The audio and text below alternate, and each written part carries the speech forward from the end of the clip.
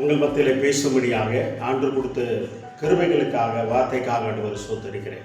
யாத்திராகமம் 9ஆம் அதிகாரம் 16வது வசனத்தை இங்கே வாசிக்கிறோம். என்னுடைய வல்லமையை நிலைநாட்டும்படியாக அவனை நிலைநாட்டினேன் என்று சொல்லி மோசேட்டை ஆண்டவர் பார்வனை குறித்து சொல்கிறார். இஸ்ரேல் ஜனங்களை வழிநடத்தும்படியாக மோசே ஆரோனை ஆண்டவர் நிலைநிறுத்தினார். ஆனால் ஆண்டவருடைய வல்லமை நிலைநாட்ட வேண்டும் என்றால் எந்த கால வேலைக்காக ஆண்டவரை சோத்தரிக்கிறேன். ஆண்டவருடைய வல்லமை நிலைநாட்ட இந்த வல்லமை நேரத்துக்காக ஆண்டவரை சோத்தரிக்கிறேன். அவருடைய வல்லமை நிலைநாட்ட வேண்டும் என்றால் ஒருத்தனை நிலைநாட்ட வேண்டும். ஆண்டவர் உங்கள் மூலமாக அவருடைய வல்லமை உங்கள் மூலமாக தான் நிலைநாட்டுவார். மோசையை கொண்டு ஆண்டவர் பார்வனால் அவனுடைய வல்லமை நிலைநாட்டும். அவனை நிலைநாட்டினே என்று சொல்கிறார். அப்போ நம்ம கூட தேவனுடைய வல்லமை இருக்கிறது, தேவனுடைய கிருபை இருக்கிறது, தேவன் நம்மளோடு இருக்கிறார், தேவன் என் இனத்தோடு இருக்கிறார், என் சபையோடு இருக்கிறார், என் குடும்பத்தோடு இருக்கிறார், என் தேசத்தோடு இருக்கிறார் சொல்லி மற்றவர்கள் எப்படி கண்டு கொள்ளணும்னா அவருடைய வல்லமை நிலைநாட்டணும்.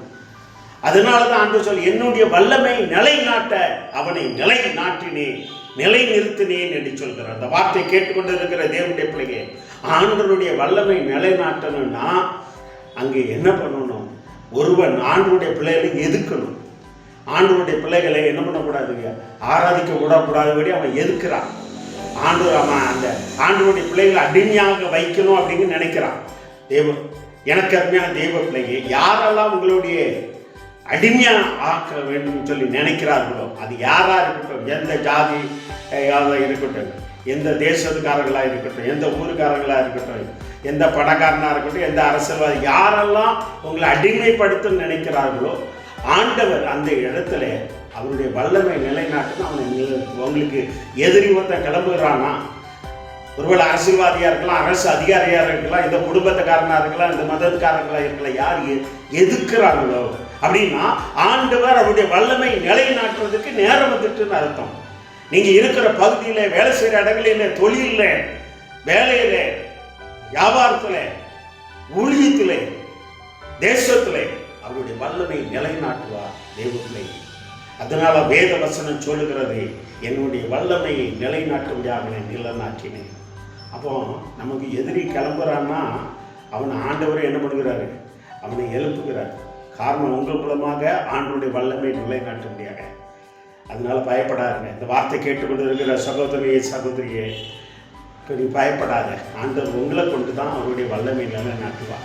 நீங்கள் இருக்கிற பகுதியில், வேலை செய்கிற பகுதியில், ஊழியத்தில் எதிர்ப்பு, யாரால் அவங்களை எதிர்க்கணும், அடிமையாக்கணும் நினைக்கிறாங்க. ஆமாம், உங்களுக்கு அந்த மக்கள் மத்தியில் தேவனுடைய வல்லமை நிலைநாட்டுவார். அங்கே பார்வனை நிலைநாட்டி இஸ்ரவேல் மோசேயை மூலமாக அவருடைய வல்லமை நிலைநாட்டினார். இஸ்ரவேல் ஜனங்கள் மூலமாக வல்லமை நிலைநாட்டினார். அதே போல உங்களுடைய வல்லமை, ஆண்டவருடைய வல்லமை உங்கள் மூலமாக தான் நிலைநாட்டப்படுறார். அதுக்கு இவங்களை கண்டு பயப்படாதுங்க, போராட்டத்தை கண்டு பயப்படாங்க, பிரச்சனை கண்டு பயப்படாங்க, அவனுக்கு எதிர்த்து நில்லு என்று ஆண்டவர் சொல்ல. அவன் நில்லு. அதுக்கு ஒவ்வொரு நாளும் ஆண்டவர் சொல்லுகிறத அப்படியே பார்வன்ட்டு சொல்கிறார்.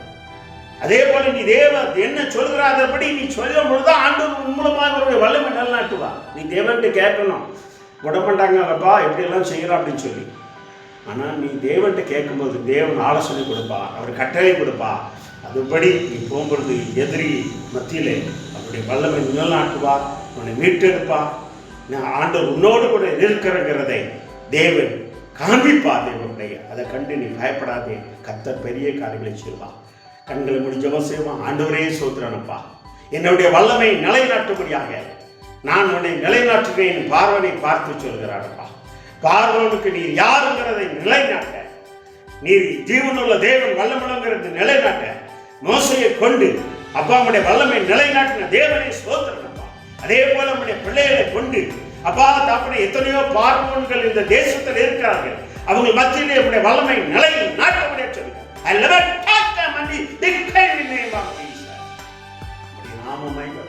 வல்லமை நிலைநாட்டு, எங்களை கொண்டு நம்முடைய வல்லமை நிலைநாட்டுங்க. ஒரே சோதனை நம்முடைய கருத்தை ஒப்பு கொடுக்குறோம். அப்படியே வல்லமை நிலைநாட்ட பொழுது காசு இயேசுவின் நாமத்தால ஜெயமெடுக்கிறோம் நல்ல தந்தையே. ஆமென், ஆமென், ஆமென். God bless you. கலகாதீர்கள்.